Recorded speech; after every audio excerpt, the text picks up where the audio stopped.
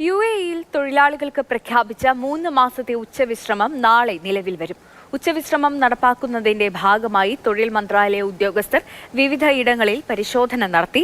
തൊഴിലാളികൾക്ക് വിശ്രമം അനുവദിക്കാത്ത സ്ഥാപനങ്ങൾക്ക് 50,000 ദിർഹം വരെ പിഴ ചുമത്തുമെന്ന് തൊഴിൽ മന്ത്രാലയം അറിയിച്ചു.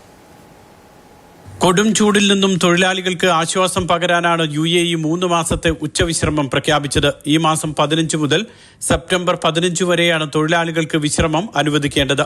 തുറസായ സ്ഥലങ്ങളിൽ ജോലി ചെയ്യുന്നവർക്ക് ഉച്ചയ്ക്ക് 12:30 മുതൽ വൈകിട്ട് 3 മണി വരെ നിർബന്ധിത വിശ്രമം അനുവദിക്കണമെന്നാണ് നിയമം.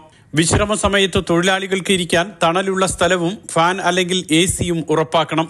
കുടിക്കാൻ വെള്ളവും അത്യാവശ്യ ഘട്ടത്തിൽ അടിയന്തര മരുന്നുകളും ലഭ്യമാക്കണമെന്നും യുഎഇ തൊഴിൽ മന്ത്രാലയം നിർദ്ദേശിച്ചിരുന്നു. തൊഴിലാളികൾക്കൊരുക്കിയ സൗകര്യങ്ങൾ വിലയിരുത്താനാണ് തൊഴിൽ മന്ത്രാലയ ഉദ്യോഗസ്ഥർ വിവിധ ഇടങ്ങളിൽ പരിശോധന നടത്തിയത്. നിർമ്മാണ സ്ഥലങ്ങൾ കേന്ദ്രീകരിച്ചായിരുന്നു പ്രധാന പരിശോധന.